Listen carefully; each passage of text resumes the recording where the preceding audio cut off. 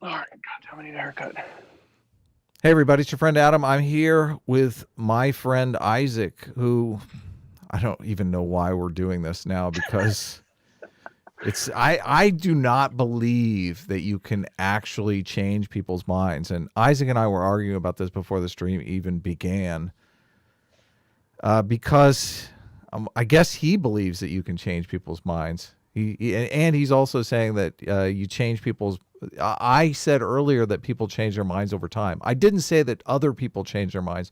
People do change their own minds over time. Obviously, that happens. But the idea that we're going to sit down together and I'm going to give you some list of facts that is going to make you understand how ill-informed you are about the world that you live in, it's just ridiculous. That's never going to happen. You have a set of facts in your head that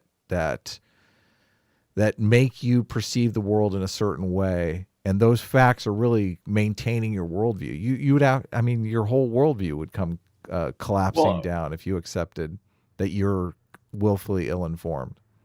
First of all, that's a terrible identity thing. Because, you know, part of your identity is that you're an informed political animal, that you know exactly what's going on in the world, and that you know more than anything what the truth is.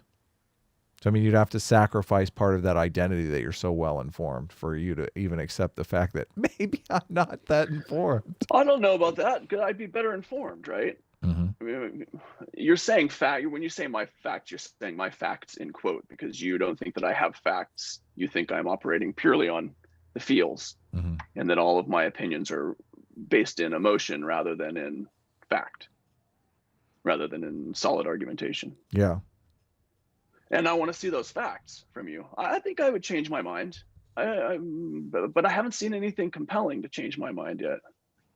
Well, and that's what I'm hoping. I've got my my Twitter. I'm not much of a Twitter guy, but I know that that's the best way to have these conversations and sort of asynchronously.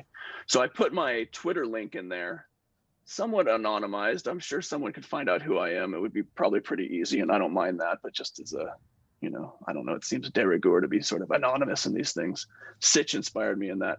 Well, you don't need to be anonymous, Isaac, because you're already, you know, parroting the mainstream narrative, so you don't need to be anonymous.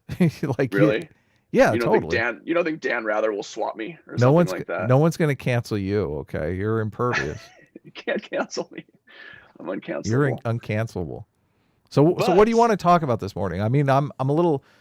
I came at you in a phone call before we began this, and as usual, Isaac has 35 topics for us to discuss. We'll never get to any of them. We won't get in depth on any single one of them. I think I got it narrowed down. You want to have some kind of conversation about trans issues and the definition of white supremacy having to do with the current topic du jour, or the impeachment of Donald Trump and all that kind of stuff. Yeah, I like those. I think I would like this to be the last one where we're whirling and going on, and then we'll next week. I'm not rambling. We'll set something definite. No, I'm not rambling at all. Yeah, I would. So the trans thing, I'd like to just sort of get a little record of your perspective on the trans issues. I remember we discussed that before. I thought it was really fascinating. I'm obviously coming from a very different perspective, and the definition of white supremacist. I said, we were just chatting casually last week, and I said we were talking about the insurrection or the demonstration at the Capitol or whatever you're going to call it. And I was like, a bunch of white supremacists broke in, and you were really not feeling that characterization. And then I noticed you tweeted that Biden's going to be surprised when he finds out they've changed the definition of white supremacist. And so I wanted to know. Do you think Biden knows the current definition of white supremacy? That's a good question. I don't know if I don't know. Obviously, it's not agreed on. I mean, to me, a white supremacist is somebody who believes that the hierarchy that the United States should have a hierarchy, and that part of that hierarchy should be racially based. I mean, that's what white supremacist means, right?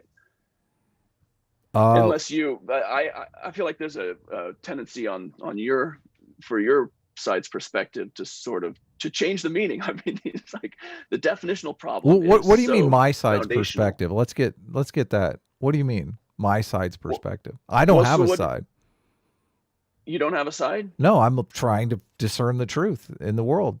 Okay, I mean, we all are. Right? Yeah. We all are, and yet we're all still You have our definitely emotions that have a are side. You guiding definitely those have a thoughts. side here. Like you've already come on saying like, Yeah, I I'm have an the side of SJW. I have a side. side of truth. Let me. SJWs are operating in the real A world, in the much world of different truth. truth, though.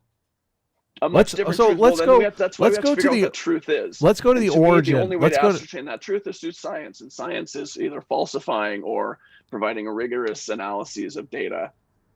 And I haven't seen any of that. I mean, I want to see. I'll go. So this will be the last one we're rambling. I'll do my homework next time. I'll go watch those T-Jump videos. I'll go read all that James Lindsay stuff, and then see if I can understand it. But I still don't feel like I understand at all where you're coming from. Let's go to the origin of the white supremacist narrative. The narrative that Donald Trump is a white supremacist and that 74 million Americans are white supremacists who voted for Donald Trump. Let's go to the root of that narrative, the Charlottesville. The very fine people hoax, as you call it. Okay. Yeah. So do you accept that is a hoax? I mean, it's a good sign that you're even saying that you know about the fine people hoax. Yeah. Well, I've heard it so much. Last time I heard you say that a month or so ago, I went and I watched the actual Donald Trump clip, and I was a little ashamed to see that I actually kind of like Donald Trump, in the same way I like George Bush, and I'd sit down and have a beer with either of them, and they're jocular guys with, good senses of humor and confidence and all that. To me, that whole very fine people hoax thing it's the same problem of the composition, right? To me, the salient fact of Charlottesville was a bunch of dudes in polo shirts with tiki torches were marching through a campus saying Jews will not replace us. And so to me, that's the salient anchor with which to view the rest of it. And then the next day, some guy who I thought was an avowed white supremacist, belonged to groups, had indicated that he believed in before you get some people over. Before you get into all this, okay? I know what happened at Charlottesville, okay? Did Donald Trump praise neo-Nazis? Donald Trump acted in a way that would not alienate a base of his that are white supremacists. You're not answering the question. Did Donald Trump praise neo-Nazis? No, I don't think that was his intention. But his intention was also not to disavow their support. Then why did he condemn them? Why did he say, quote, I'm not talking about the neo-Nazis. They should be condemned totally. Okay. Why would he say those words if he was not trying to condemn neo-Nazis? Because he has to be politically correct to some extent. Well, hold on. If he came out and said, I'm not talking about trans people, I condemn trans people totally. If he came out and said that, what would the headlines be? Sorry, I'm not following you there. If he came out and said he condemns trans people, what would the headlines be? Yes. They'd obviously be that. So why can he say I condemn people in one context and he's somehow dog whistling to those same people, but if he says it in a completely different context, then all of a sudden he's condemning them? It sounds like you're the one that gets to pick and choose what Donald Trump means. No, which is very convenient. Super convenient. So has this narrative? Hold on. Has this narrative been good for America? Someone being murdered. And a bunch of white men traipsing through town saying Jews will not replace. In the context of that, he chose to highlight all of the very fine people that were opposed to losing the statues, claiming that they were historic symbols that had to be saved. He, instead of addressing the violence and the racism, he addressed a separate topic in order to evade it so as not to alienate people that have those opinions. He instead changed it and said, oh, there's very fine people, and the very fine people on the side of on the right, I guess, on the side of the dude that ran some folks over and the people that were chanting Jews will not replace us. Instead of talking about those instances, which is the very real harm. And to me, for the Charlottesville instance are really the salient points of it. It's much less about whether statues are history and whether that history is worth saving. who gets to decide whether that history is worth saving.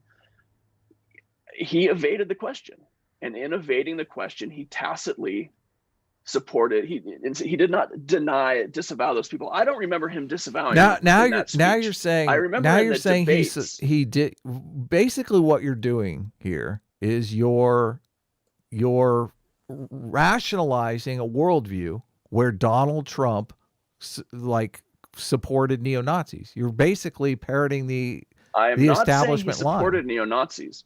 I'm saying as a political animal and as a political calculus, he decided not to condemn those behaviors and rather he literally said, "I condemn them totally." Isaac, did he do that in the same conference where he did the very fine people? Yes.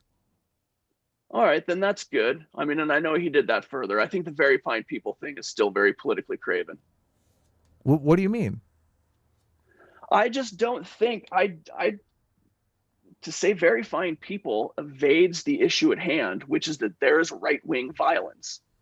And that was the issue that a president, especially the president, should be talking about. This is so frustrating, Isaac. All you're doing is rationalizing the narrative. Thing is bullshit. What should I irrationalize it? What do you mean? Rational. When people say rationalizing, they mean they don't agree with your rationale because they have their own rationale. And I'm not rationalizing it. I'll take you at your word. Then I'll say I don't think. But I do think Trump is a racist. Okay. And I think you and I'm not sure that we have the same definition of racist. So, and we could talk about this next week. Here, I'm bringing it back up. I don't know why. It looks like the chat's still live. OBS quit on us for a second there. I think we're back. I don't know why. Probably should have restarted my computer or something. Anyway, we're back. Says excellent connection. Let's see if I'm back.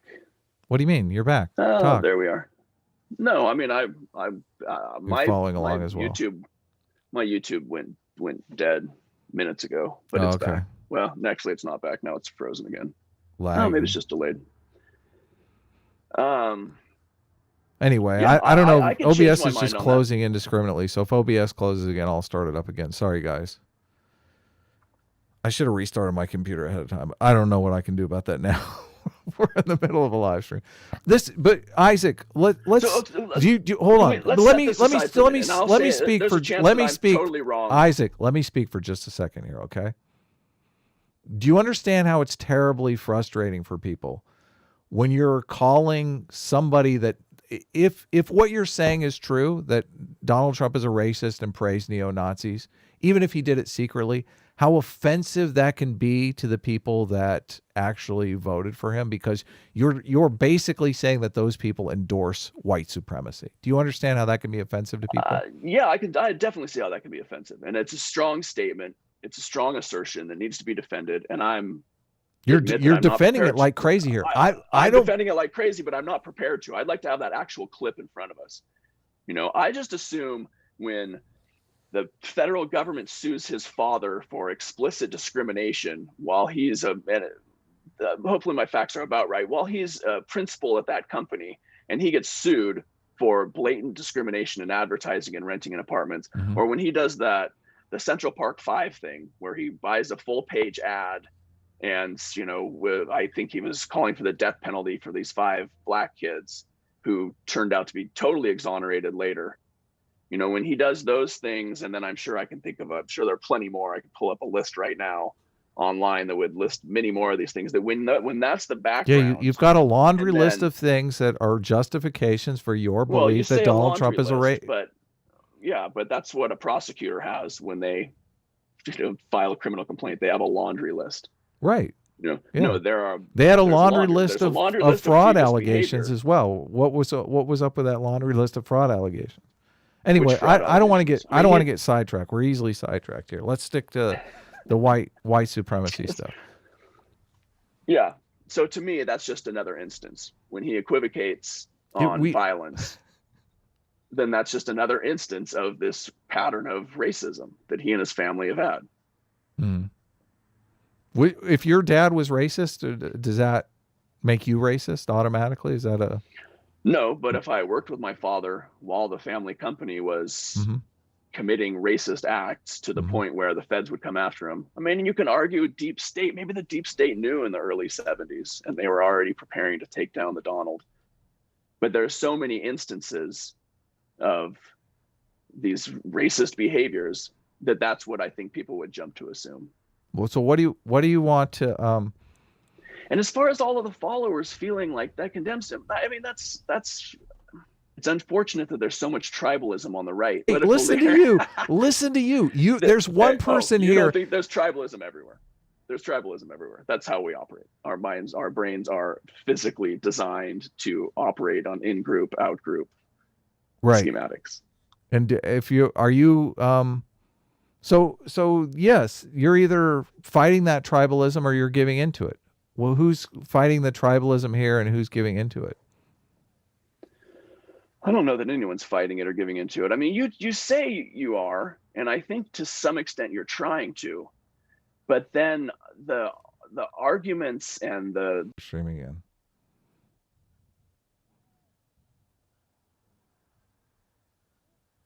Hey. I restarted my computer. Everything looks better now. What is it about computers? Anyway, let's not get sidetracked on computers. They're racist. So where were we before technical difficulties overwhelmed us? I don't know. I guess we're live again. There's a lot of lag on that YouTube. Yeah. Well, it looks good now. Don't worry about it. So I'm not sure where we were. I really am interested to know.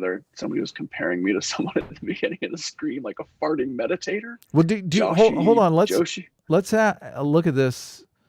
Do you understand how your position is very good for the political party, for Democrats, for you to believe all the things you believe about Donald Trump? Do you understand how motivating that is? How people in the chat were talking about your ideological possession, and this is really the purpose of ideological possession, is to get drive voters to the polls to vote in mass numbers. I don't necessarily think that it's good for society, but it is definitely good for the political elites who... Yeah, but aren't those equivalent on both sides? I mean, to me, that's what cancel culture is.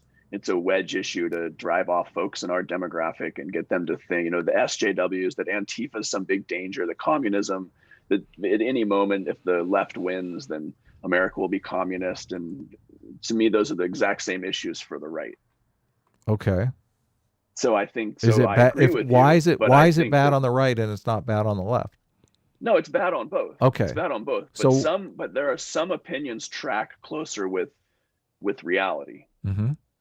Yes, I believe that. So you ought to be able to find empirical evidence that shows which of those track better with reality. What happens when you find the empirical evidence, though, and people don't accept that evidence? Well, I don't know, because I haven't seen the evidence. Well, the evidence what evidence? I just said, Donald Trump said, quote, "I'm not talking about the neo-Nazis and white supremacists because they should be condemned totally." That's a direct quote in the context of the Charlottesville comments after the fact. I watched that, and the thing that Donald Trump was most guilty of at the time was being a divider. So he's obviously trying to unite the country. He's trying to say, listen, there's two sides to this statute debate, and there are good people on both sides of this statute debate. The media takes that out of context and says, like, completely characterizes it as, there are two sides to the white supremacy debate, which that's not what he's saying. Yeah, I don't think that's what he was saying.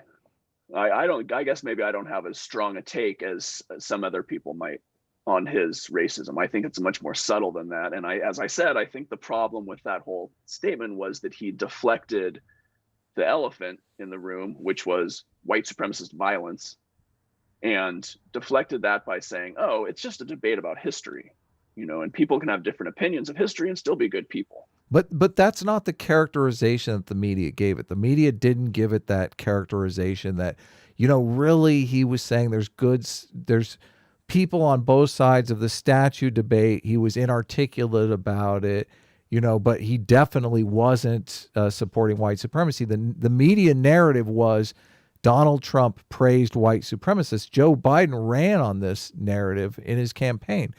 Many people believe this narrative. Many people do not know that Donald Trump condemned white supremacy. That's a fact that you are arguing against right now. Yeah, no, I'm not arguing against that. I'm arguing about how earnest he was in that. Okay, how much of that was you're political. You're arguing against it in that you're saying he wasn't serious when he said that. You're basically saying Donald Trump could have left that out of the speech because he didn't mean it anyway. That's your argument. Maybe he did mean it, Isaac. And it's more subtle than that. I mean, he did mean it. He's against white supremacy. But then this is further into the definition. If no one claims they're a very, very few people say they're a racist anymore. Are they behaving in ways that solidify hierarchies which exploit minorities more than others, even on a class system? Last time we were talking about, and I absolutely agree that we need to just look at socioeconomic classes rather than race, because we're not going to get anywhere doing the race. I'll equivocate on that and say I'm not sure that's completely true. I think Donald Trump harbors racist sentiments. I think in his heart of heart, he believes. What about the Minnesota very good genes But thing? let's get sort of a random one-off.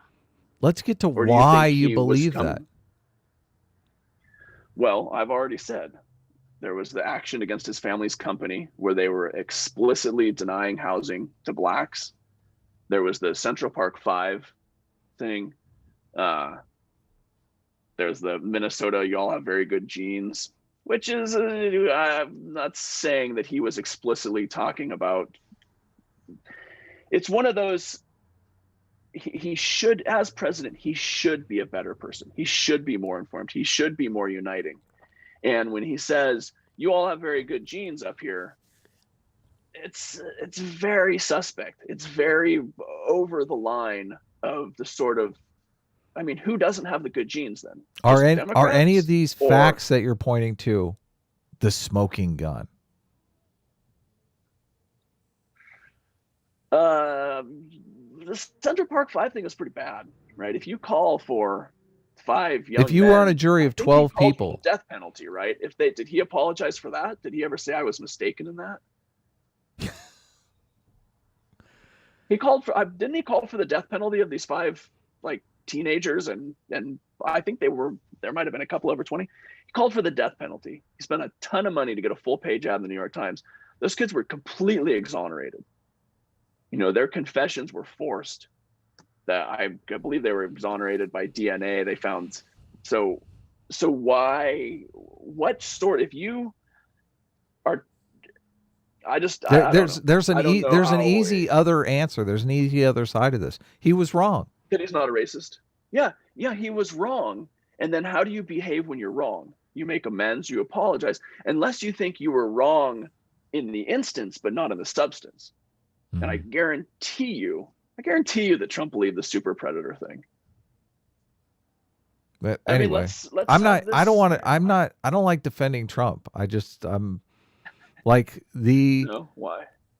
Well, first of all, because the entire, you're going up against, you're like Galileo going up against the Catholic Church back in the 1800s, because there's a media narrative that is a mainstream narrative that Donald Trump is a white supremacist. If you're defending Donald Trump, you're defending a white supremacist. You, therefore, are a white supremacist. I don't believe that narrative. That narrative is as fake and phony as any other narrative going on. But the fact that people do believe that narrative, and that narrative has shaped our culture as it has defined the space of our politics. Discussion. It definitely stifles speech and discussion because of this false narrative. We can't really have an honest debate about any of this stuff. But you're enforcing that narrative. I am mentioning the instances in the past where he's behaved in very suspect ways. Yeah. And the ones I'm doing are off all the top of my head. opinion, all totally opinion. None of us can read Donald Trump's It's not mind. an opinion that there was a federal lawsuit against his family's company. It's not an opinion that he published a full paid ad in the New York page ad in the New York Times calling for these kids to be. I think he called for them to be executed. Anybody in the chat know if that's the case? There was the Central Park Five is about a criminal case where some woman was like raped and murdered, and these were the prime suspects. The fact that they could have been white and he could have took out a full page ad. Okay, crime was terrible. Like you were the one making it a race issue, Isaac. Yeah, I don't believe that. I don't believe that he would have done it if there. Okay, but do you think that that is hold on. That is your opinion. That is what an opinion is. Yeah, and it's an opinion that should be backed up, and I believe it is backed up by his behavior in the past. Okay, but it's still an opinion. You say you believe. Do you understand? There are certain people in the world that want to know the truth, and there are certain people in the world that want to believe what they want to believe. On the other side of that opinion, my opinion that Donald Trump harbors racist sentiments, what is the other side that says he does not harbor racist sentiments? I think the burden of proof is on my side, right? If you accuse somebody, I'm actively and positively saying Donald Trump harbors some. I don't think they're overt, mostly. But what's the other side of that? That he's not. That's not an opinion? Is this debate that we're having right now important to civic dialogue? Yeah, of course. Why? And why? And you think this debate is being precluded by? Well, I think it's electorally good for the Democrats. I think the Democrats love having this debate. I think it's tearing society apart. I think the Democrats are sacrificing, many people's sanity for their own electoral advantage. I think people are definitely losing sleep at night thinking that we live in a white supremacist nation. I think it's terrible for mental health. I don't think any of it's true. So I think it's awful. I think it's Democrats taking advantage of people for their own political gain, and I find it frankly disgusting. Mm-hmm. And so you buy into it. Manufactured narrative for political advantage. Yes, all manufactured narrative to give people like but you're a part of that narrative, Isaac. This is one of the reasons why I think it's so sad, because you're literally contributing to people's mental health being. I mean, if I felt that we lived in a white supremacist nation and that we were on the verge of World War II and like Trump was going to round up gay people and put them in concentration camps, I'd be losing sleep at night too. You didn't lose sleep about the children in cages at all. No. Right? You thought that was did you think that was all an invented narrative? Well, I didn't believe the mainstream narrative, and I didn't dig down deep enough. I know both narratives, but I never really investigated that myself. The conservative narrative is that they're split up because you have to find out. Deterrent. I thought it was explicit. What do you mean? I thought that the policy was an explicit deterrent, that if you try to cross the border, we will split up your family. No. What? See, you don't even know the conservative narrative. I understand. I thought that was Stephen Miller's narrative. I thought it was pretty obvious that was deterrent. What was the point in splitting up families then? I'm fascinated. You don't know? There's a very logical reason for doing it, but obviously you're in a political. To protect children. I mean, is that what? Yes, to protect children. So I feel like we're getting off on tangents again. Important and fascinating tangents, but to me it's interesting. A lot of times I think the problem is that the genesis of these issues are disagreed upon. So are you for child trafficking? Do you support child trafficking? Do you think children should be sex slaves? No, of course not. Is there any evidence that was happening in the majority of these cases, or even in a tiny portion of these? Do you know child trafficking takes place? That children are sold into sex slavery? Do you know that happens? What's your point? Well, okay, we're two people have crossed the border. Okay. One guy is saying that this kid is his child. We don't know that that's actually his child. For all we know, that's some kid that's a sex slave that he's getting ready to sell. And so what do we have to do? What do we have to do? What do we have to do? What do we have to do to determine if that child is actually his kid or some kid that he's just planning on selling so some old geezer can fucking have his way with him? What do we have to do? What's the first step? Okay, if it's one male and one child, well, you could do a quick DNA test. Okay, but find out there. You could interview the child. Should we interview them while they're sitting together? While they're right next to each other?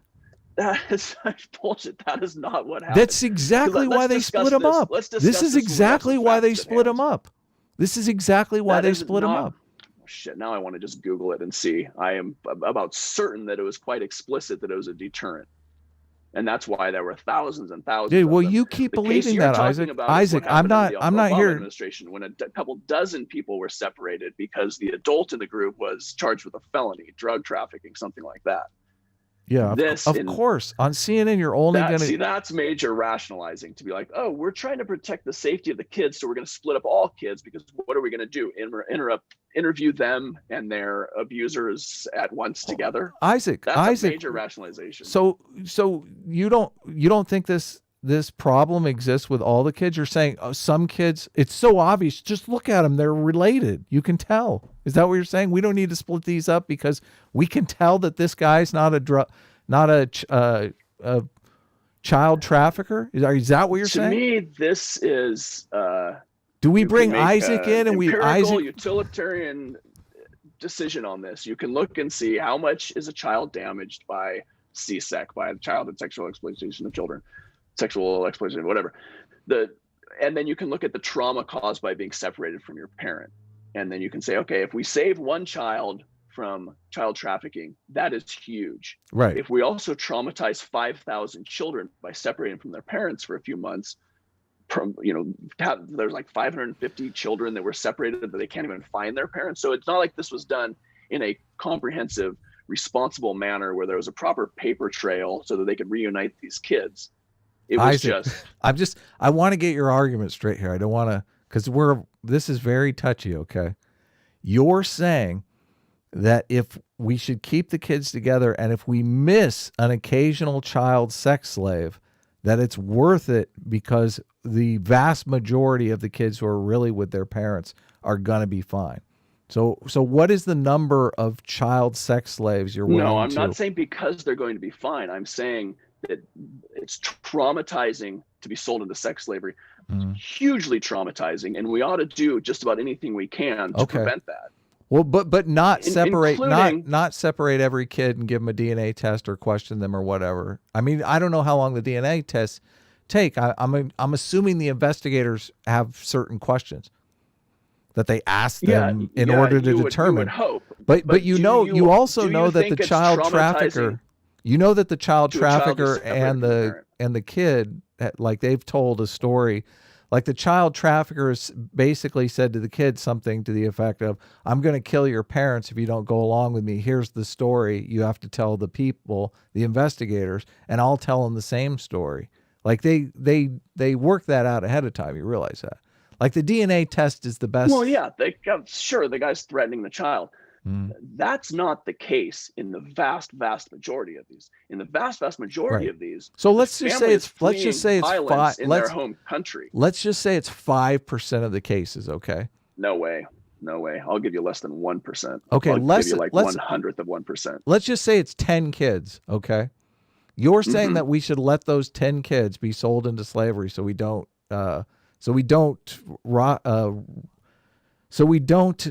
traumatize the other people who are not in this child trafficking situation. You're saying we should ignore the child trafficking so that we... Is that steel manning with my argument?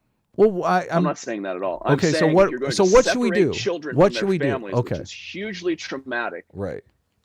And so you're balancing out both of these are very poor outcomes, and you're trying to balance the two. And this is only to even say that this is the earnest objectives of the administration was to rather than just the stated cover. Isn't it amazing that this is deterrent. like the first time you're ever hearing this? Isn't this a good argument for separating the kids? And this is like the first time you've ever even heard it.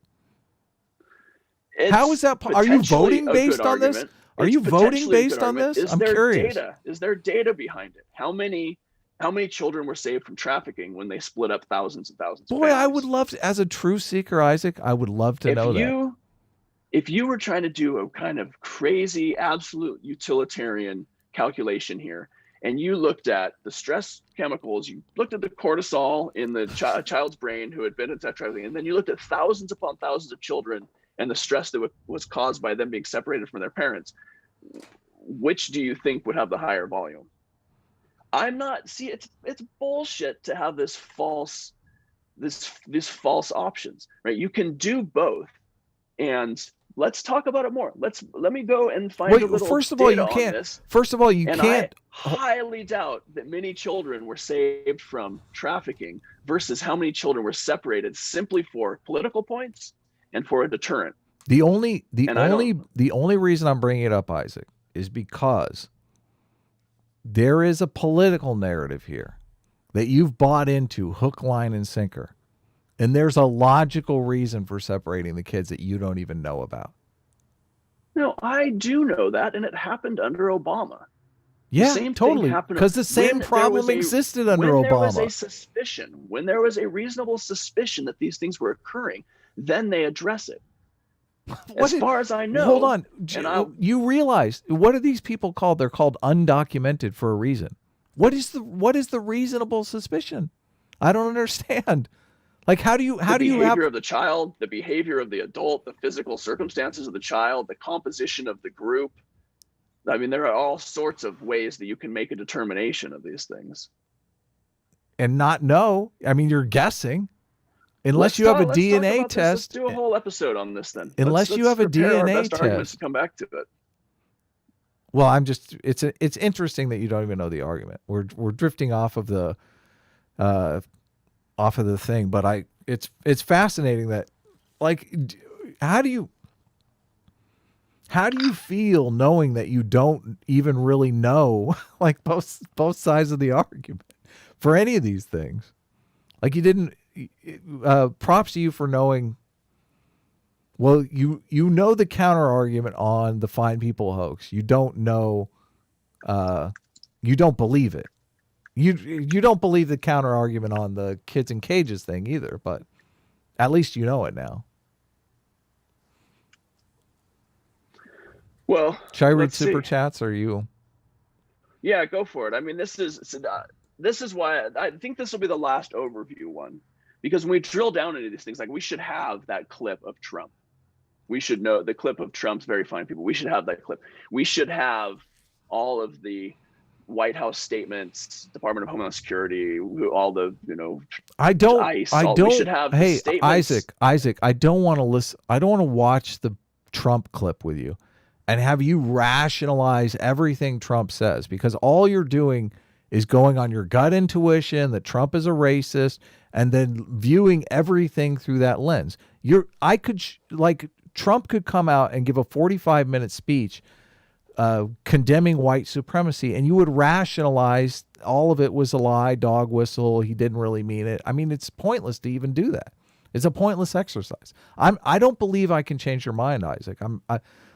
It's fascinating, I think, for people to see that how it's fascinating to see people who believe so wholeheartedly based on. But to me, that's total bullshit, because you believe wholeheartedly the opposite. First of all, I'm not taking a position on the kids in cages thing. I just said I haven't looked into it. I don't know. I know both arguments, and both arguments seem reasonable. So you don't think it's bad that 550 kids are perhaps permanently separated from their parents? Well, I read another by that for a lifetime. I read another article. You don't care about children, you're saying? I read another article that said those kids, those 500 kids, had the opportunity to return home with their parents. Their parents were going to be deported because they had some criminal charge here in the United States, but the kids didn't, they could stay in the United States because they had a relative in the United States. So the kids actually opted to stay in the United States when their parents were deported. So it was a voluntary separation. Do you know this? I mean, no, I don't know that. I don't. Well, no, I don't know that. But about these specific kids. No, the 500 kids. Yeah, all the kids. So this is how they get separated. They don't. What is? So hold on. What is your narrative? Story about them not being able to reunite, that they don't know who these kids' parents are and how to find them. That's what I have heard. Right, because. And then it's a separate issue if they want to stay, because of course they want to stay. If they go home, they're going to be conscripted into gangs and or murdered. I mean, these people are fleeing insane violence. Why is the mainstream media leaving out the part that it was a voluntary separation? Why do you not know that? It's not true, is what I would suspect. And I would like to see that article. And this is why we should have a proper discussion of this, where you can say, oh, here's the article, check it out, and let's talk about it. First of all, Isaac, there's not enough emotional labor in the world for me to I'm not interested in you being informed, okay? You go ahead and remain uninformed like most people, and I'll go ahead and remain informed like I always do. So what article was that? I don't remember. You read an article that the kids chose. You don't remember? Yeah. I try to read what both. What media do you normally consume? What do you normally left consume? And right for this reason? So I at least know. New York Times. First of all, in the Times or the Washington Post, or was it in the Blaze? Listen, just you saying that shows that you have a thing in your head: left-wing media truth, right-wing media lies. I don't think Washington Post and New York Times are left-wing media. So I can't have that in my head, because I don't think they're left-wing media. I mean, they're both huge corporations.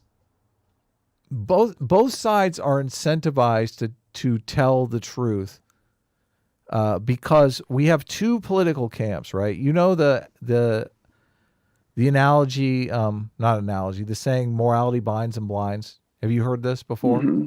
So you have two camps that are bound into these political groups, that they really cannot see their own bullshit at all. But the other side can see their bullshit, just clear as day. They're like, there's a bunch of people over there engaging in a bunch of fucking bullshit, and they're able to point it out. This happens on both sides. Like, the left can see the right's bullshit. You since you're in the left, you realize this. You're like, yeah, that's bullshit. The right is talking nonsense there. You can point it out. But the right will not accept you're seeing their bullshit, because they don't trust you in the same way. They think New York Times, Washington Post, whatever, CNN liberal bullshit. Until you step out of that paradigm where you're inside the group being blinded to all your bullshit, you're not going to be able to see both arguments. So that's kind of where I am. Like, that's is why I can read the Blaze and I can see, okay, the Blaze has some bullshit in it. Definitely, they're partisans. They can't see their own bullshit.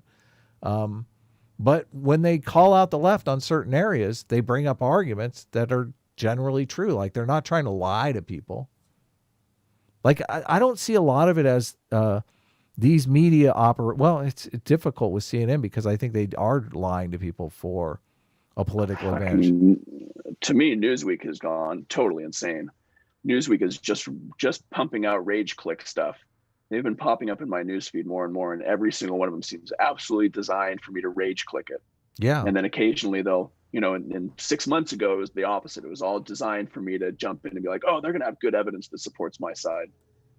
Media has huge problems, right? I wouldn't say that Washington Post and New York Times are leftist publications.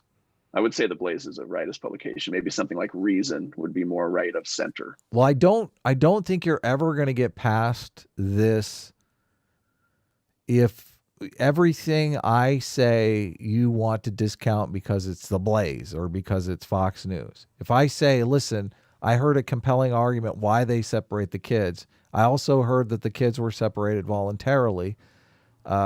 And you say, Why well, the do you think people, that's a compelling argument? hold rather on, than let a me finish. compelling Isaac, rationalization? let me finish here. The reason that you're asking me whether or not it's the Blaze is because you want to dismiss it. You want to say, listen, they're lying. That's a lie, right? I want that. I'm not saying it's a lie. Mm-hmm. I'm saying it's an untruth, right? A lie is the intention of a lie is intentionally telling an untruth. Right. You can be mistaken without being a liar. You can be a partisan hack Mm-hmm. and spew out all kinds of shit without being a liar. Yeah. Lying is intentionally telling a mistruth. Well, this is why I'm not taking a Blaze, position on it. I don't think that perspective is grounded in the data. And this is why I'm not taking a position, because like I said, we're in a media situation now where I don't believe I can discern the truth, because both sides are lying so fucking bad that it's impossible for anyone to tell what's going on.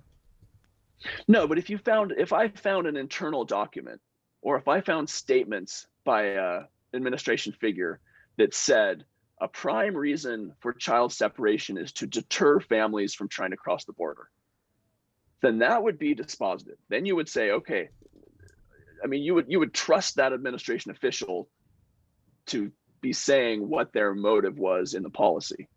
Right? There are ways to determine truth. Well, most of this stuff is like, that's the primary sources. Most of this stuff though is unnamed source, off the record, like nonsense. I mean, they could be like, you can't confirm that. What the hell? You have to have a complete trust in the people who are in the media to do that. And right now, the people in the media are partisan hacks, all of them. The people in the media, I don't know about partisan hacks. I think everybody's trying to discern the truth, and that in their paradigm, they find the truth in that paradigm. Bullshit. People are actively trying to suppress the truth. Anyway. I use the media as a window to find, and when I read an article, whatever assertions are in there, if they're backed up, I have more faith in it, and then I go check that backup. If it's not backed up, I try to figure out where they're getting that information from and go to the original source. And if it's an anonymous source, sure, it's not that strong, but it is someone on the record. Well, I guess anonymous. They're not on the record. Technically on the record. They're literally not on the record. But they have made a statement. And anonymous sources should be given very little credence, right? Although it is pretty obvious that you would want to be anonymous if your job or your security is on the line. So I don't totally discount it. But if somebody in a position of authority either creates a document or makes a statement about what they're doing and why they're doing it, then you would give that some credence, right? That would have some weight. If Stephen Miller comes out and says, I don't know who Stephen Miller is. Is he a partisan hack? He's the, I don't know exactly what his actual, and it might be Stephen Miller. I never know what this PH spelling of Stephen. He's the guy that came up with a lot of this. He's a Southern California firebrand. And is he right or left? He's right. He worked for the Bush administration. I mean, for the Trump administration. Mm. And was supposedly the architect of all of these sort of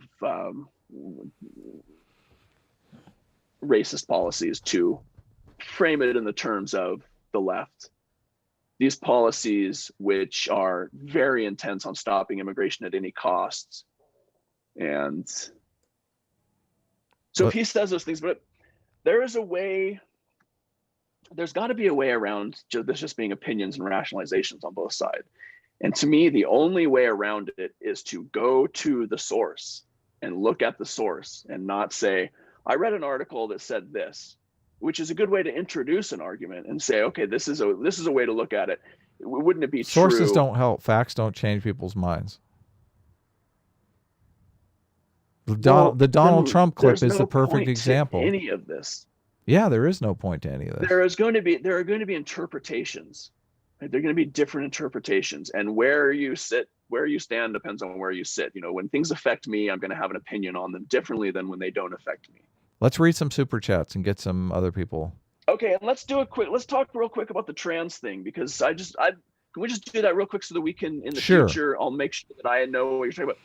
Because we had this conversation, I think it was like a year or so ago, and your take on trans rights is that when society supports trans rights, they are expressing encouragement for a lifestyle which is going to lead to suffering by the people who engage in that lifestyle.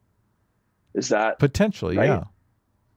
Well, I would argue if they don't have gender dysphoria and they're doing it just to solve other mental health issues in their life that could be solved in less drastic ways, that they obviously should solve them in those less drastic ways.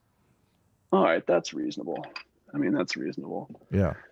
I've thought it was more that is there more suffering because of the violence visited on trans individuals, or is there more suffering because or is the genesis of that suffering the earnest desire of people, especially very young people, to want to live this life, or are people encouraging them to live this life in order to get attention or to evade other mental issues that they have, that this is a solution that is, I don't know. I thought first of all, I want to address something, because you've accused me before. I don't think in this conversation, but on the phone, about being uninformed. How many books on this have you read? I'm curious, because I've read a few. None. I just generally don't read the books. I generally try to find the studies and look at those. But one example of that is you were pulling out the selectorate theory, and you're like, if Democrats believe that Trump's a Nazi, then they are highly motivated to get back to the table and get power. But that holds on every side. I mean, that's why you hear the socialism, that as soon as a Democrat is running for any office, the right starts talking about socialism. Isaac, let's never talk about both sides again, okay? Because I agree. Why even bring it up? I totally agree. Both sides are motivated. The reason I bring it up is because I don't know that you are correctly applying the information from the books you read. So, because you said you had a tweet, I mean, a lot of this comes from the tweets you've made over the past few years and me trying to understand where they are. You had a tweet about, if the Democrats believe they're fighting fascism, they will do anything. I think what you're saying is they would engage in election fraud, because if you're fighting fascism, nothing is off the table, right? Correct. And so what I am intending to point out is that you're not using that same analysis when you talk about the big bugaboo of socialism. Yes, both sides are doing this, but you're not applying the same analysis to the conservative side. I am. The conservatives have demonized leftists as communist and done the exact same thing. The communists are taking over. We have to vote. Okay. I do agree with you. Okay. The question is, like, the scale of it. It seems to me that the communists are taking over, has taken root on the right with a super hyper partisans, but it hasn't taken place with the mainstream right.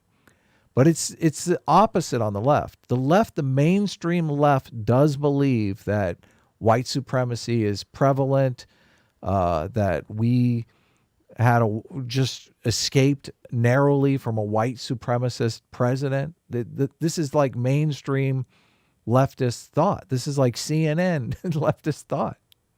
So do you understand the difference? If it's like a fringe of whether it's representative. Yeah, exactly. You're saying it's not representative on the right, but it is representative on the left. Right. The fear of fascism and racism on the left is a much more ingrained position of everyone on the left than fear of communism is for everyone on the right. Not just the fear, because I think rank and file conservatives are afraid of communists. I just don't think that they believe a communist is hiding under their bed. And on the left, they literally do think a white supremacist is hiding under their bed. How would you define racism and white supremacism? We've already gone over this. Did we already talk about that? Okay, yeah. That's one issue, I thought.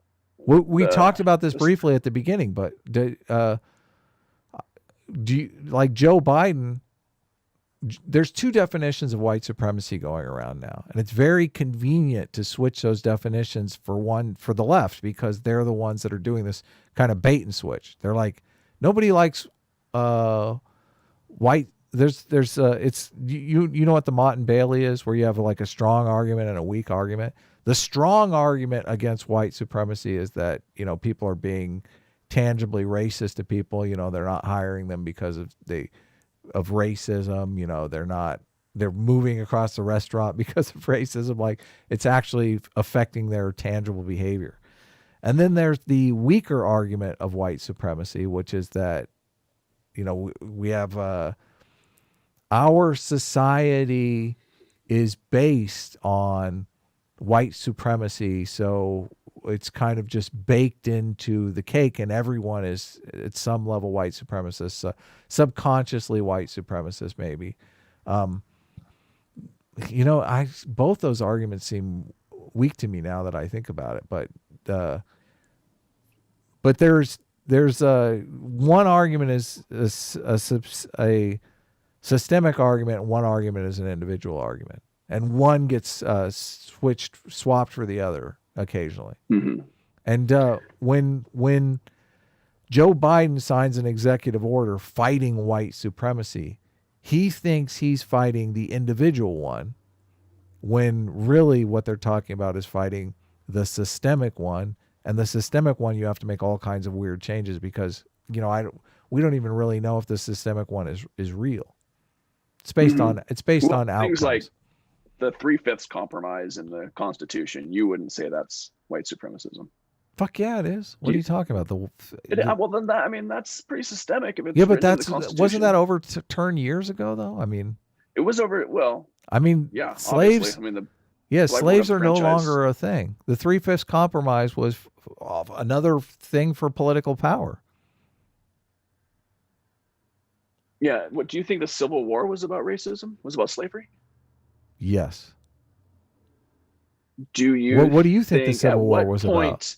So, and you believe that blacks were oppressed at one point in this country, and you do not believe that they are currently oppressed on a systemic basis, my God. meaning written into the laws, built into the way the institutions work. This is the great thing about doing this here. Josh Worley for $5 says, "Hey Adam, check Twitter. Someone tagged you with the source saying that over 5,000 children a year are sex trafficked across the U.S.-Mexico border." That's funny. Well, it's not. It's obviously horrible. I mean, fuck, 5,000 children a year or something. It's awful. But yeah, Isaac doesn't care about catching those as long as Joe Biden wins the election. Do you see how insidious that is? Do you understand how insidious? What is telling untruths about people's positions? No, first of all, that was a joke, but it is it is rather insidious that this kind of information is covered up. I know it may be false. It may be this may be the right. This is why you have to definitely dive in and be skeptical of both sides. Anyway, enough both sides. Yeah, I hope nonsense. That's what we're doing. That's what I'm that doing. Pretty much covers. So let's then. What was we never, just to settle up on the trans thing, because I don't think you're characterizing my position completely accurately. I generally say, and this is starting to play out in real studies, that autistic girls in particular are very susceptible to fixating on certain things. And if they fixate on the transgender issue and identity, that a lot of people who don't have gender dysphoria are coming to believe that they have gender dysphoria when really they're autistic. So there's a certain number of these autistic girls that are transitioning, but they don't really have gender dysphoria, and obviously transitioning is not going to solve their autism. So I really think that you have to weigh the damage that you're doing with the damage that trans rights activists are doing against the good that they're doing. Because, like, I agree with you. If someone has gender dysphoria and we can help them, then we probably should. I don't like giving puberty blockers to, I mean, that's just full on experimentation. Giving puberty blockers to kids and stuff like that, I think is, I mean, you don't know that the gender dysphoria is not being caused by something going on in the brain that puberty will solve. Like you're literally maybe suppressing the solution that is right around the corner. Mm-hmm. Yeah, that all seems reasonable. That's not the impression I got when we talked about this last. How about let me throw another one at you because yeah, I'm curious. I'll point out one thing that I think is really interesting is that a lot of so when I say trans people don't feel safe, we need to support trans people, and then minorities don't feel like they have equity in our country, we need to support their viewpoints. And then I feel like a lot of from your perspective, there is a political narrative that is influencing these people to believe that they're not being treated fairly, but it's not generating in the individuals, it's generating in the political narrative. My position is these individuals have these lived experiences, and so they behave in certain ways and vote certain ways. And I feel like your perspective is a large portion of these sentiments that people have are actually manufactured as political tools. Yes, I agree. Yes.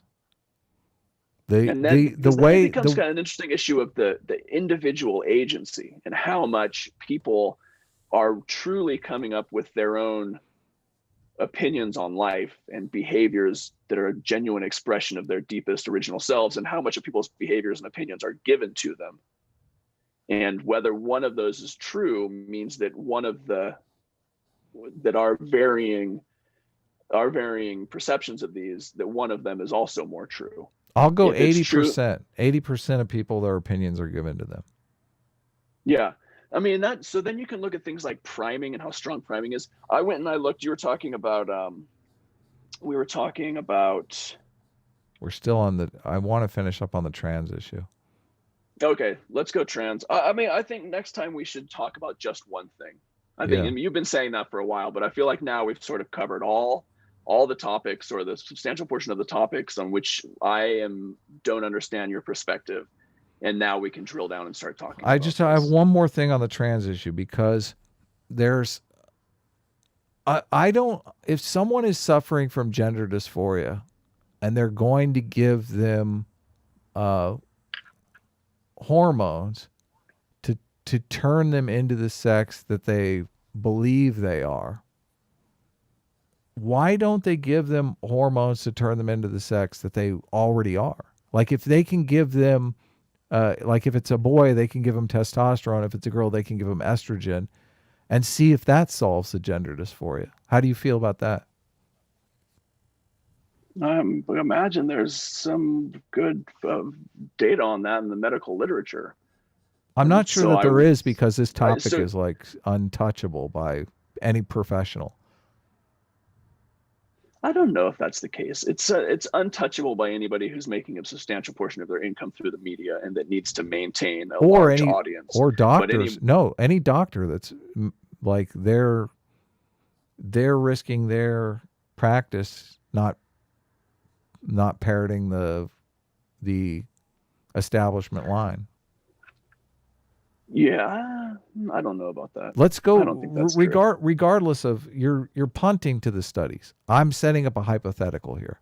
I'm saying that we know hypothetically that if you give someone affirmative hormone treatment, that this will cure their gender dysphoria. You give testosterone to boys and estrogen to girls, this will cure their gender dysphoria. They will grow up to be normal, healthy boys or girls. And we don't have the trans issue. It's no longer an issue because we know how to solve it. Is that a good thing or a bad thing? I mean, if people are more satisfied in themselves, then it's obviously a good thing. I think that's problematic when, and this is a number that I guess is hugely disputed, but my understanding is about 1.7% of people are born intersex. So then you don't know, and there's this large spectrum. I'm not talking about intersex. I'm talking about normal boys and girls. Well, that's the problem, is normal is a slippery definition. Your definition of what is normal and what ought to be the standard is going to be very different than other people's perception of what is normal and what ought to be the standard. Give us your definition of normal. My definition of normal is the ideation and behaviors which lead to the greatest individual thriving. That ought to be the norm. I mean, defining normal is very difficult. Well, we're talking. People shows how difficult it is. Of all, they don't fall into a binary category. Let's take intersex off the table. You understand right now, there are healthy boys and girls that are going to their parents and telling themselves, I have gender dysphoria. I'm in the wrong body. I need to switch my body. When I say normal, I mean a fully functional male body or a fully functional female body. Everything. Who wants to take some sort of medication on a whim, which may or may not be the medication indicated for whatever their specific condition is. Can I set up my hypothetical instead of you interjecting on my hypothetical? No. That ever happened? Normal. Physically like normal male. I'm taking intersex out of the equation because trans rights activists love to talk about intersex people because it muddies the water. Do you think 1.7% is a reasonable? Do you think that's a reasonable? Talk about that's like 6 million people just in our country. Right. If you want to have a conversation about intersex people, I'm happy to do it. I don't want to have it here because the problem that I see other people saying, they're like, listen, I have a normal, healthy boy or normal, healthy girl. Their body is fully functional. Okay. No medical issues or anything like that. That's what I'm calling normal. You're saying, oh, that definition of normal. I don't know. Is it normal to have a normal? I'm saying functionally it works. Okay. You can call it whatever you want. You could say maybe average. I don't know. So I'm separating that the whole gender dysphoria thing is a mental issue, right? I mean, that's why it's called gender dysphoria. It's this nagging feeling that you're in the wrong body, even though your body is fully functional. You have a fully functional working body for whatever sex you are. But you're saying fully functional on a neurochemical level as well, which is no, I'm not. No, I'm not.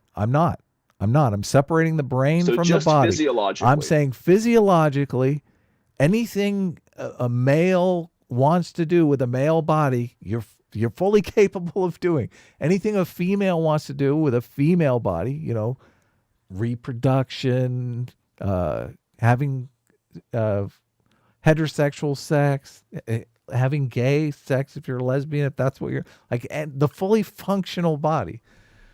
If those people are given, there's an affirmative therapy where they're given testosterone, they're giving the hormone that matches the fully functional body that they have, and that takes away their gender dysphoria.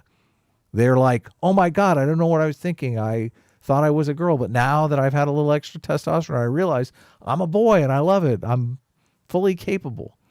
And the same happens for women. Is that that's great. Is that a better outcome than the medical decision in consultation with their doctor? And the medication is improving their situation. You're adding all of these things. That's great. You're adding all these things. Okay, so you're saying, well, I don't know if we're in a position where the medical community can even put this kind of treatment forward. A lot of trans rights activists will say, this is the death of trans people. This is the death of the trans identity. What, trying to medicate this? Trying to address this medically? Yeah. Yeah, I don't see. I mean, I think that's, if there's no issue, if an individual has no issue, that whether they feel body dysmorphia or not, if they have no issue, then we don't need to get involved in it, and they can just be free to do whatever the hell they want and lead their lives. Well, adults. The problem is with children. If they're seeking professional help, then we want the medical community to decide. And if the data is limited, we want to limit the behavior of the medical community. That's like giving vaccines to children now. It's not, we haven't tested the vaccines on children. We don't know. We're not going to go and just say, like, fuck it, let's start giving the vaccines to kids. It ought to be the same. And I don't think, I'm sure there are instances where a parent has mal or selfish intentions in giving these hormone blockers or any of those. But those, again, it's the same situation of trying to balance out competing interests here, but why? To what degree do you limit the ability of a family and their doctor to make medical decisions for a minor? The family and the doctor are taken out of the family and the doctor are being taken out of the equation institutionally. Like the scenarios that I'm seeing, and I mean, I just read the book, Irreversible. I can't remember the name of the book. Damn it! It's on these trans issues. Let me know in the chat if you can remember the book. Abigail, I think, is the author, but so she lays out a bunch of these situations where parents, kids, are coming to them and saying, "I'm trans," and the parents are questioning the fact that they're trans, and they go to a doctor, and the first thing out of the doctor's mouth is, if you don't affirm their transness, the risk of suicide is very high, and this person could commit suicide. So that's where they start from. So the parents are told, just go with it, affirm whatever gender they believe that they are. Do you think that that's doesn't that kind of take the parents out of any kind of say whatsoever? Is it true? I mean, I'm telling you, as a parent, if my medical professional told me that certain behaviors could lead to increased chance of suicide by my child, I would fucking listen to him. Right. No parent is going to act in a way that harms their child. No normal, no sane parent, no parent who has the actual well-being of their child at heart. So you would take going to behave like that. So you would take the medical professional at face value. Like, medical professionals have been wrong in the past. Take the advice of the medical professional, and then I would go look at the literature. Okay. You dig in. Yeah. What if you said, listen, I want to try something they would never go for it. If you said, listen, I want to try gender affirming hormone therapy. I want to give my girl a little extra estrogen and see what happens. They'd be like, nah, I can't do that. It's so bizarre to me that we live in a world. It depends. Doctors are humans too, but there is a body of medical literature, and there is evidence that supports one or another decision. Why do you think? Listen, and I don't necessarily know how these. Like, I haven't dived into these studies. If you want to dive into the studies, I'd be fascinated to see. But why? It's fascinating to me that we live in a world right now where this situation is playing out daily. Like, there are parents going through this in America right this minute. Like, their kids have just come to them and said, I think I'm trans. I need to transition. If you show up in a doctor's office and say, I think I'm trans, I want to transition into the other sex, they will give you hormones basically without question that are the opposite hormones of what you have. But if you went in and said, I have gender dysphoria and I want to solve it by giving myself affirmative. Let's find out. Let's find out what the criteria are. Let me finish. Treatment. Can I finish? Am I allowed to finish? Yeah. No. You're saying a bunch of random baloney.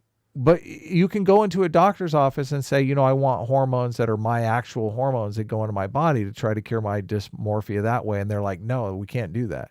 Like, why is that? Why is there that separation? Why are we so eager to? I can go buy testosterone online right now with no prescription at all. Right? Okay, so you kinds of like low T advertising. So you could do it yourself. I don't know. I've never suffered from testosterone deficit. So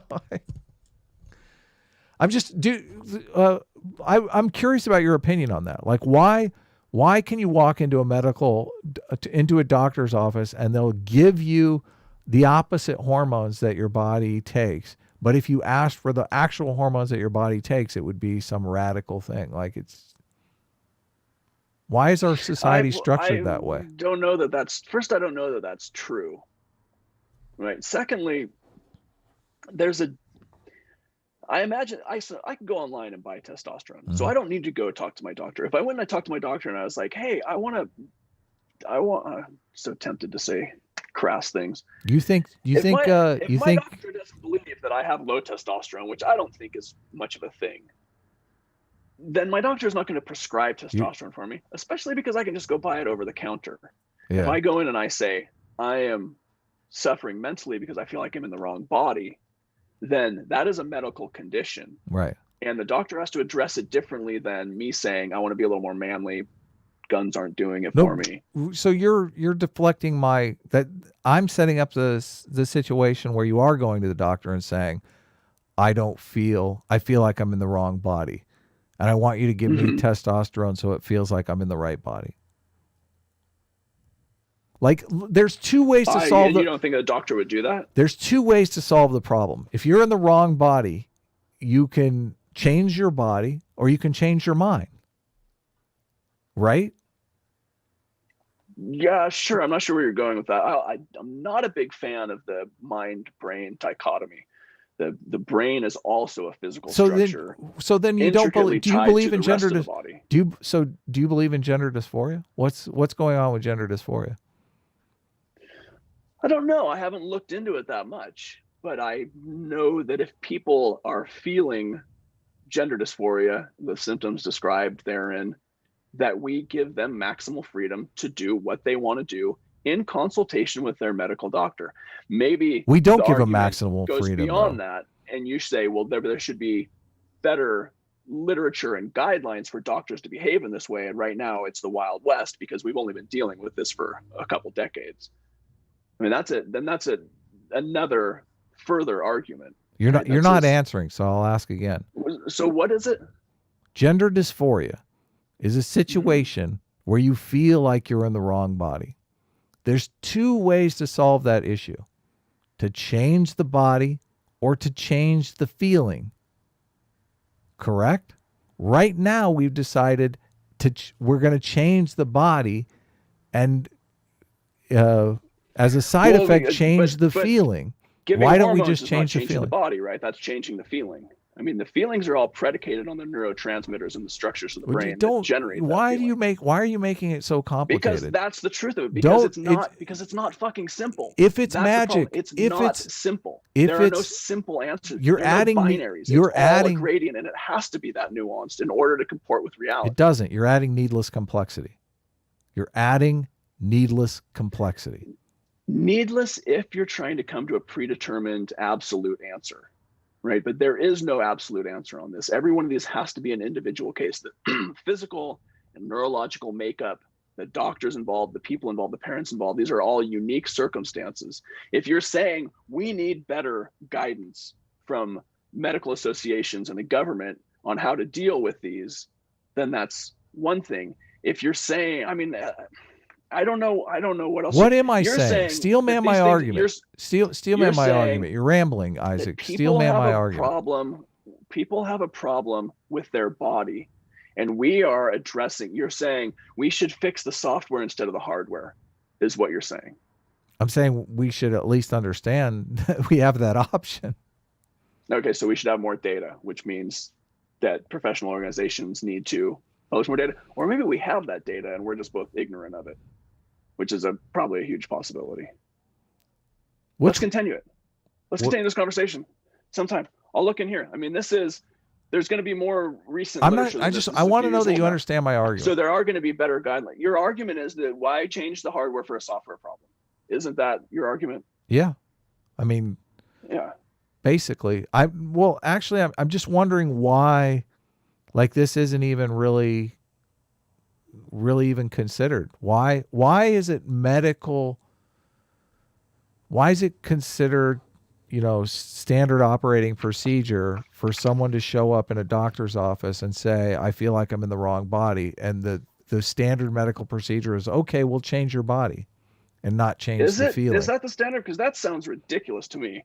And normally when something sounds ridiculous, it means that it's not the actual situation. It's a straw manning or an embellishment and an exaggeration. That doesn't sound like any doctor I know would say that. Well, these examples I'm getting from, I think it's irreversible damage. I wish I could. Here, I'm going to look it up because I read the book recently, just so everybody knows. Break, and I have some other responsibilities with my day. But this is great. Irreversible Damage is the name of the book. Irreversible Damage, The Transgender Craze Seducing Our Daughters by Abigail Schreier is the book that I read. And she interviews a bunch of a bunch of parents of transitioned teens, some good outcomes, some bad outcomes, and she's trying to weigh the responsibility between. Do you need to run to the bathroom and come back? Because I have a bunch of super chats that I need to get through, and I'm sure most of the questions are addressed at you. So, should we take a break or should we come back? Let's do these real quick and go. We've been going for an hour and a half, and probably. Virgil G for $2 says this series will end with the death of a friendship.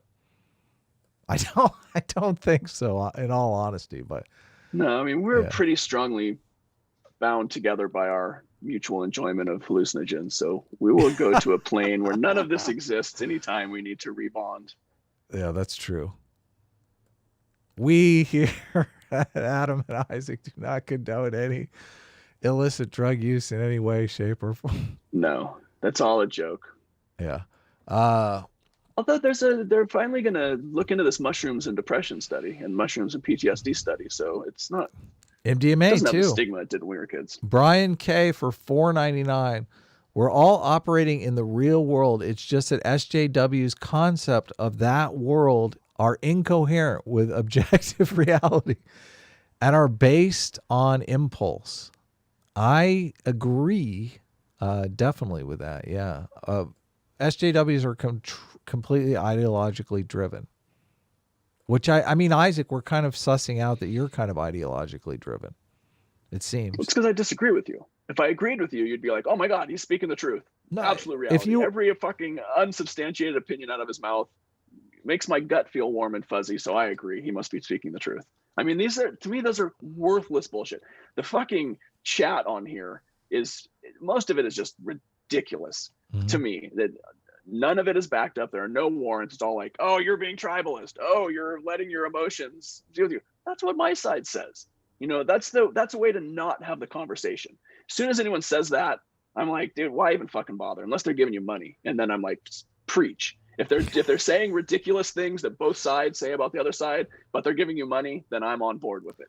But it doesn't further the conversation, and it doesn't give us any means of determining what the real situation is. Because the only way we can figure out what the real situation is to look at large aggregate data sets and the analysis of those. I mean, that's the only way we're going to get any idea of what the true underlying reality is, aside from the narratives that we all get from whatever media sources happen to find their way in front of us. Well, it depends upon how you're consuming media, though. I mean, if you're consuming media for truth, you're serving a much different purpose than if you're consuming media that makes you feel good rage. Because, yeah, exactly. So one of the reasons why, like, I'll read an article and there'll be so little truth in it and so much opinion, and the opinion just turns me off to the point where but the people are constantly confusing opinion and journalism. Mm-hmm. Right? Journalism is reporting facts that experts tell you. It's listening to trying to find the best expert, hearing what they have to say, reporting that back. Opinion comes out, it's really obvious. You know, as soon as there's any sort of description, I mean, the moment there's a hint of the ad hominem, then you just fucking disregard it. You know, it may or may not be true, but it's an opinion piece meant to drive emotion rather than a reported piece meant to convey information. Hatch 450SX for $2 just gives a facepalm emoji. Yeah. I feel you. How much? $2. I'll facepalm every that's not enough. Every $9.99, I will facepalm myself. Literally. That'll be great for the memes. With a modern, if we get 10 of those next week, I'll do it so that it leaves a mark for the rest of the day. Well, let's just we got one Danimal the Bruce for $9.99. I'll jump to it just so I get a facepalm out of you. Up until the late 70s, the accepted medical cure for homosexuality in male teens involved castration. Only parental approval needed. Much of the literature confirmed that opinion. Yeah, exactly. See, this is what I worry about.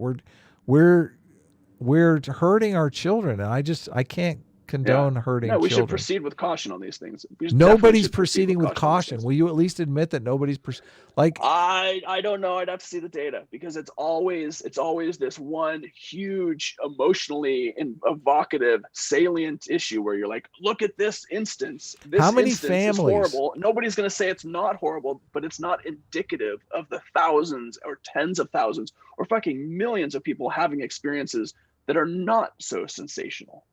Yeah. And it's a balance. Justification. It's a balance. It's a balance between relative harms and relative benefits. Hellsberg for $5. Oh, we didn't get our face palm. Let's see that face palm, Isaac. People want it for the memes. Castrating homosexuals. Oh, what the hell? Give us a little angle so we can get some good memes out of it. There we go. There you go. I need a haircut desperately. The day I get my vaccine, I'm getting a haircut. Face palm for us all.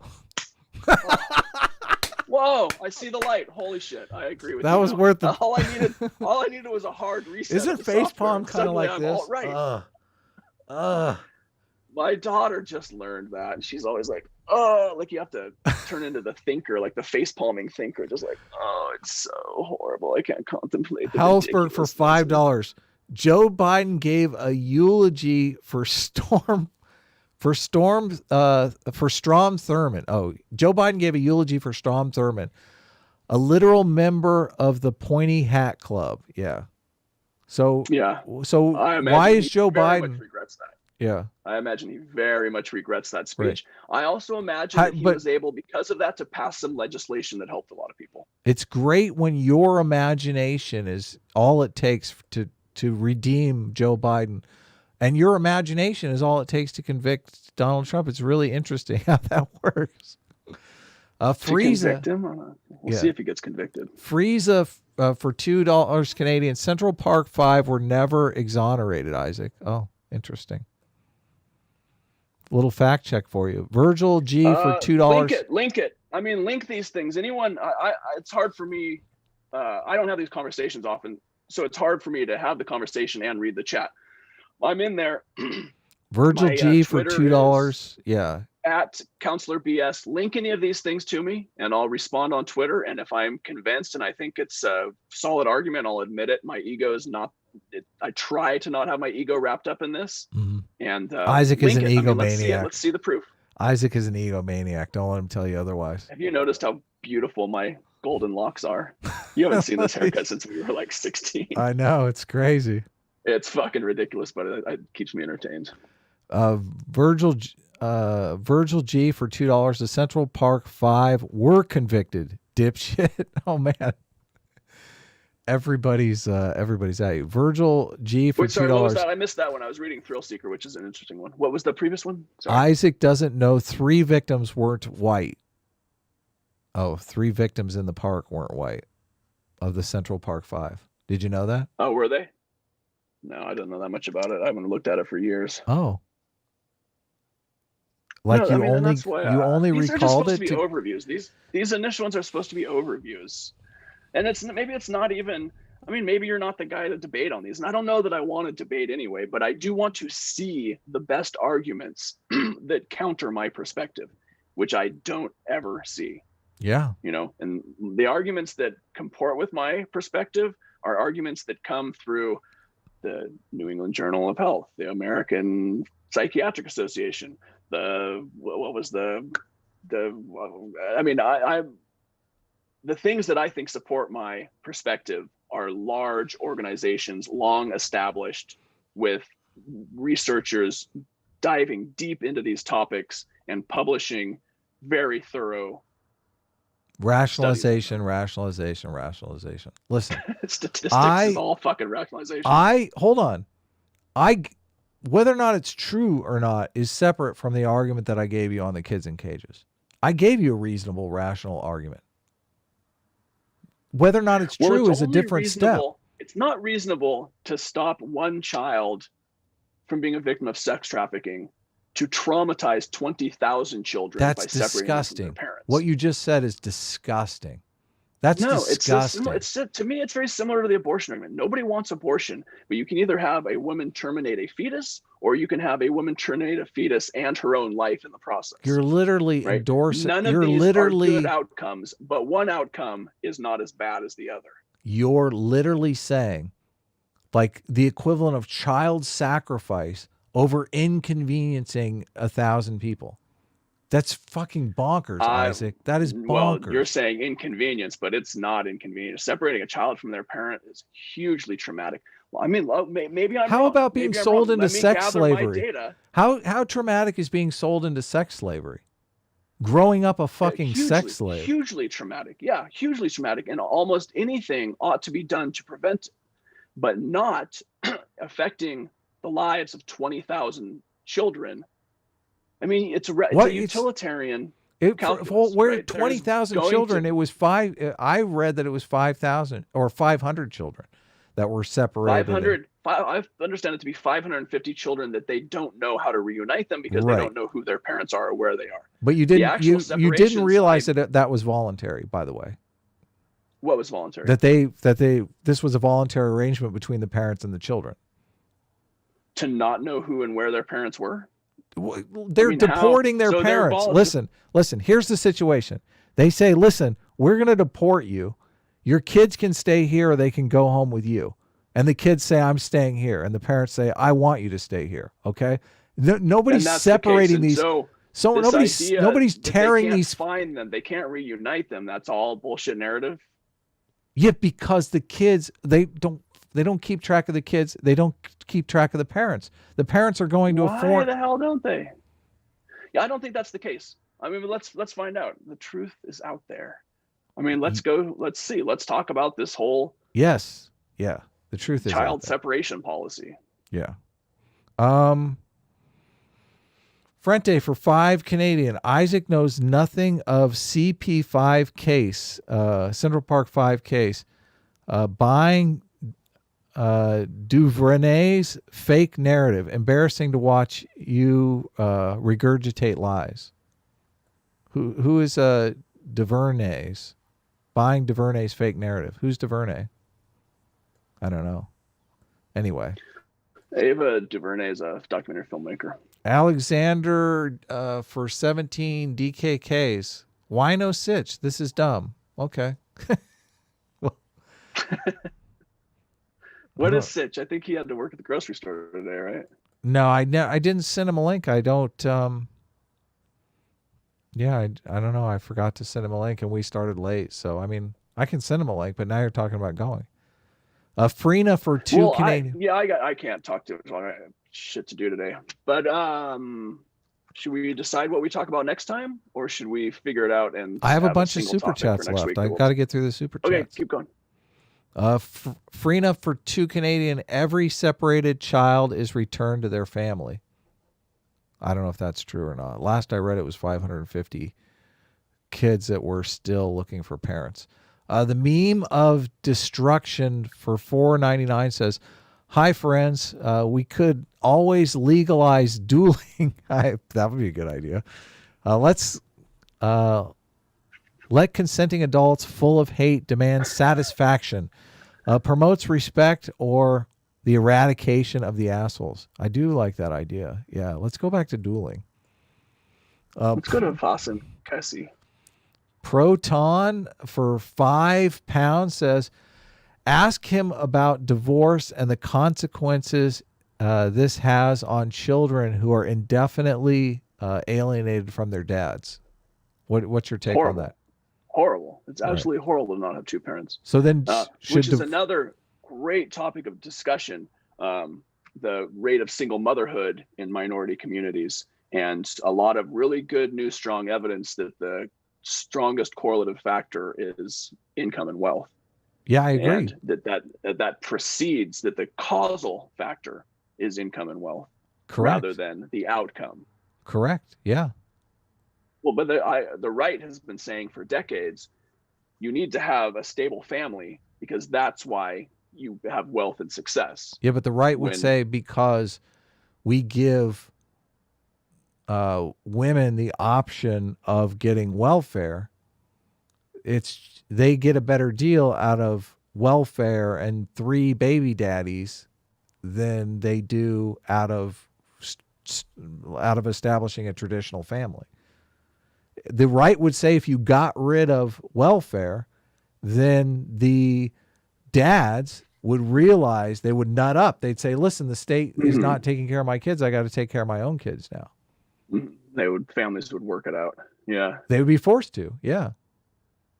Yeah. I don't think they would. I think the man would continue to just go do whatever he was going to do, and the woman would be stuck with the kids still, but with less food and less housing security.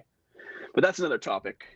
Dr. Cataclysm for $5. Each year, an estimated 14,500 to 17,500 foreign nationals are trafficked into the United States, according to the DOJ's Office of Victims of Crime. Oh, that's staggering numbers right there. Ouch.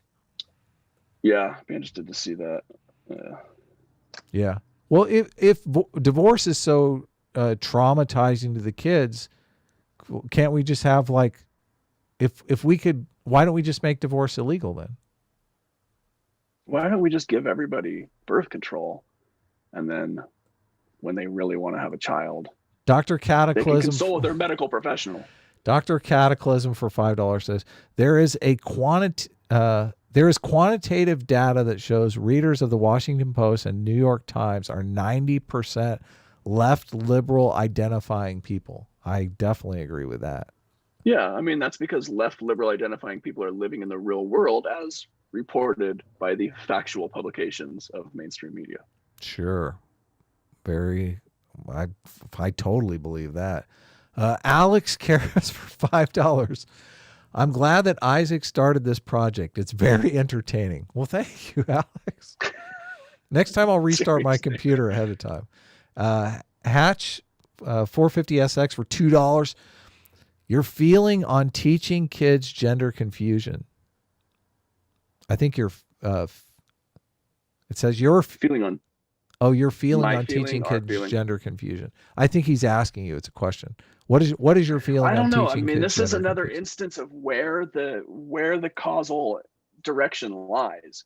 I mean, people that have kids generally realize that they don't decide what the kids do and say and feel. And so if your kid comes to you and says, I'm feeling gender dysmorphia in some different set of words, there's not a lot you can do to dissuade them if they're serious about it. Yeah, they're friends. They really feel that and are genuine. But when we were kids, it was punk rock, though. I mean, you have so little faith in people's agency that people come to their own decisions rather than being fed some ideation and behavioral pattern by external forces. That is correct. I think it's the opposite. I think that most of these things come from internal influences, which are then colored by the overall societal narrative. I don't think a lot of people are primed for that. I don't think the priming effect is as strong as it would need to be for these behaviors and issues to be arising simply because of suggestion from politically craven actors. Why do you feel that? Or attention-seeking the book that totally shattered that for me is the book Influence by Robert B. Cialdini. If you read that book, it would be very difficult for you to make the statement that you just made. I mean, he goes through a ton of psychological experiments in there where, I mean, they just show up on somebody's porch and they ask them to place a sign in their yard, and they do it because it's like a small ask. But the people that actually place the sign in their yard, they can go back 2 weeks later and they ask them to become camp counselors for 3 months. And if you've placed the sign in your yard, you've already considered yourself a person that does favors, and you will actually do the 3-month camp counselor thing. And the findings are just astounding. The people who don't let them place the sign, they're like, fuck you, get out of here. The people that let them place the sign, oh, okay, I'll become a camp counselor for 3 months. The next act is probably going to be, will you murder my ex-wife? The first act influences the second, but it sounds like a selection issue to me. Dude, I've got 4 cups of coffee in me. And even though I have a massive macho bladder, run to the bathroom. Explode if you don't get through these things. Okay. No, it's right there. Howdy DeWitt for How do you do it for $2? If it's about minorities, why are SJWs 99% white? Good question. Danimal the Bruce for $4.99. That reminds me, Adam, here's my week's payment for all those opinions you gave me. He's saying that I discern. No. Danimal's a frequent commenter, and he's always got good. He's taught me as much as I've taught him. I'm certain of it. Danimal the Bruce for another $4.99. Why is limb amputation not an accepted treatment for body dysmorphia, but altering hormones chemically is the treatment for gender dysphoria? I'll just answer, because they're able to say that everything they're doing is reversible, even though we know it's not reversible. The lie that they're saying is everything indicated is treatment for body dysmorphia is not amputation. Amputation is an indicated treatment for alien limb syndrome. Where you wake up in the middle of the night and your left hand is choking you. So it's not that far-fetched. I imagine it's happened like not even a handful of times, but it's not that far-fetched to think that if you wake up at 2 a.m. and your left hand is trying to choke you, that you might want to get rid of your left hand. Just keeping yourself from going to the bathroom. Keep talking.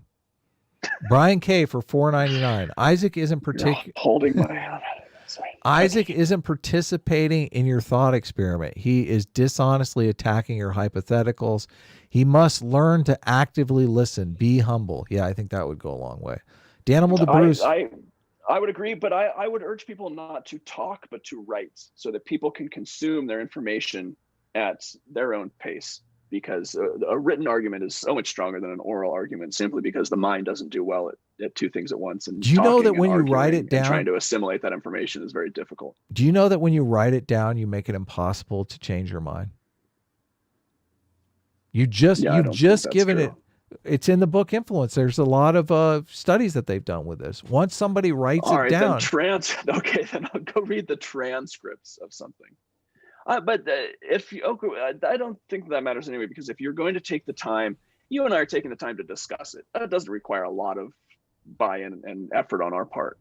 Taking the time to write it means you probably do believe it. And so even if it solidifies that belief, you've already come very much to that decision, right? And hopefully it's because what you're arguing, taking the time to write out, is very well argued. Maybe it's horrible. Maybe it's garbage. Like, why are you locking yourself into it? If it's the stuff you're reading. Josh Smith for $4.99.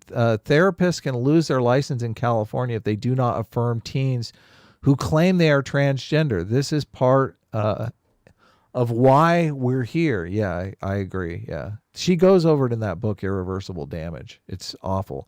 One of the leading researchers studying trans stuff actually quit studying it because the trans activists were so hostile towards him. Thrill Seeker for $9.99 says, Adam, I've been a big fan for a few years. Please stop saying red pilled. You're not red pilled. You're using red pill terms and you're using red pill terms and doing to our community what happened to the woke community. Yeah, maybe you're right. I think of red pilling as leaving the ideological matrix. I'm not talking about red pilling as in making Isaac conservative. Isaac thinks that if he leaves the safety of the liberal matrix, that there's only the liberal matrix and the conservative matrix. He has to pick one. He doesn't realize that there's the real world out there. So when I talk about red pilling Isaac, I'm talking about taking him out of both matrices. Vasil Kazi for €5. Stay strong, Isaac. One day you'll turn that bigot Adam to the side of good. He's paying in euros, which means he's definitely more enlightened than our. I love how you read so much into everything. Like, you don't know that. You just made that up on the fly. So I'm guessing he's comes from a much more educated liberal society in Europe, and there's no conservatives in Europe. Yeah, right. Josh Worley for $5. Adam, please give him homework. Have him watch the Aiden Paladin video, Am I Transgender? Well, he won't. Aiden Paladin uses memes in her video. So he'll be able to just, he'll go, look, there's a clip from a movie in here. This isn't legitimate research. No, I'm just saying that argument by analogy is not very strong, because I where the agree. analogy fails is where the argument is weak. I agree. So if you're not addressing those failed links between analogies, between the analogic components, then you're not addressing the full argument. Last and it's a lot super like chat. It's a way to use a sort of larger umbrella concept to hide all the stuff that doesn't work internally. Isaac tried to get out of paying me for last week's therapy session because he said I got crash on your couch for half the summer anyway. He said I got like I'm paying rent in advance. He said I got too many super chats, so he wasn't going to pay me. Now I can't tell him how much this super chats are.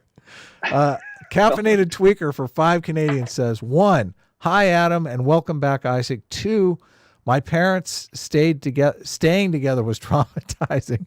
Bad parents exist and staying in a toxic relationship is worse. So that's her take.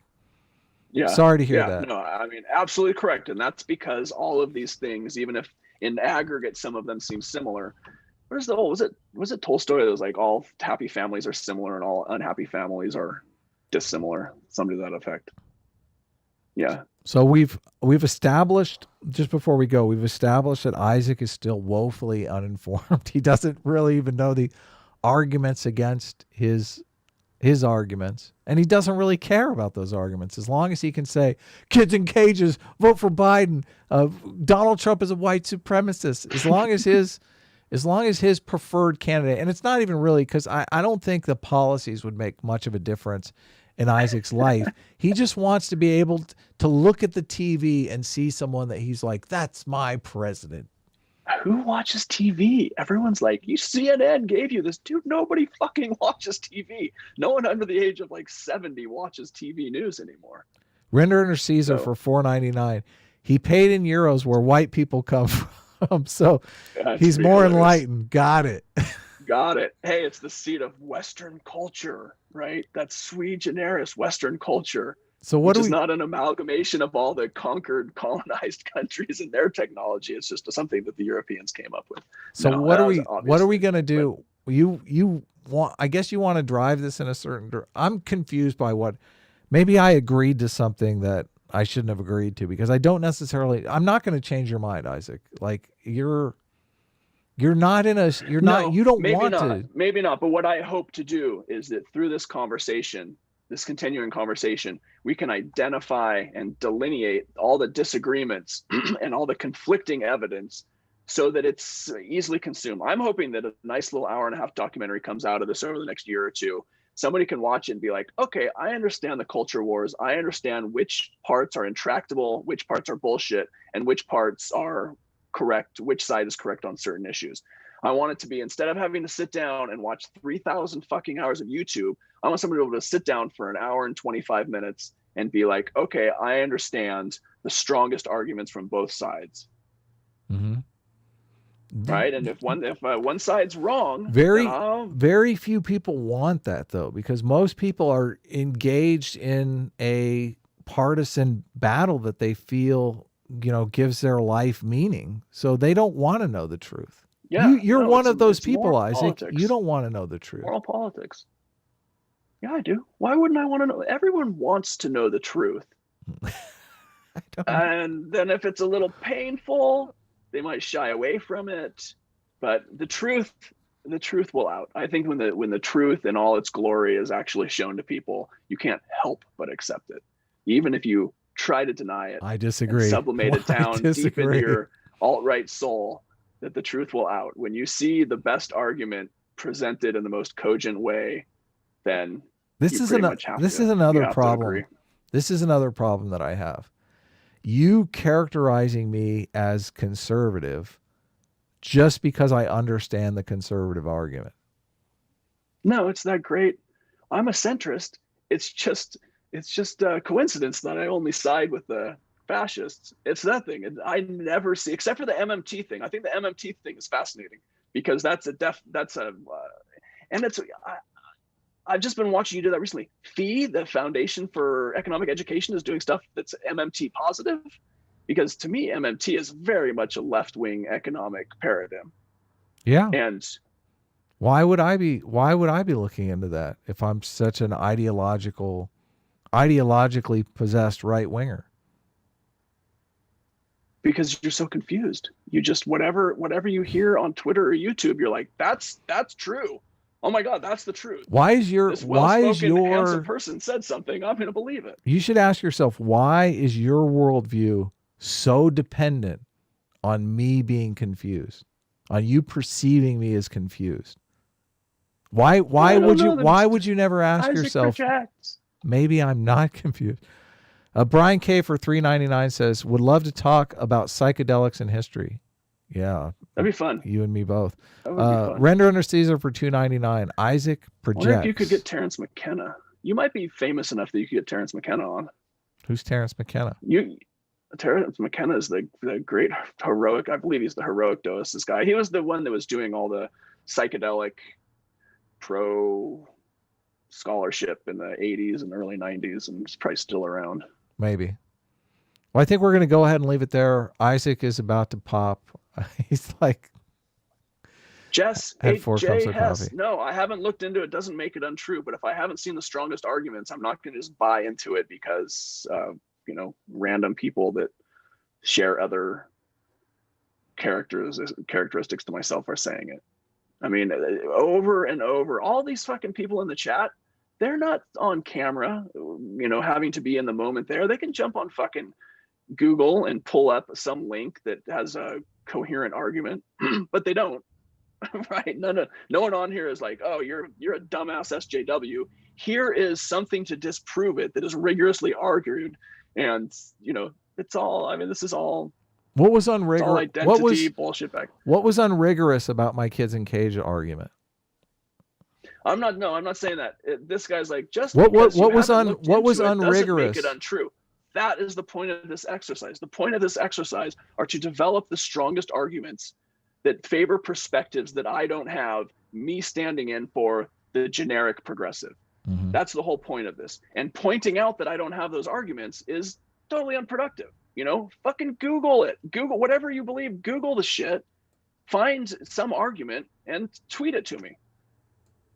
But nobody wants to do that. They just want to reaffirm their I think you're right. I know the truth. Throw your Twitter address in there one more time. Twitter's gonna.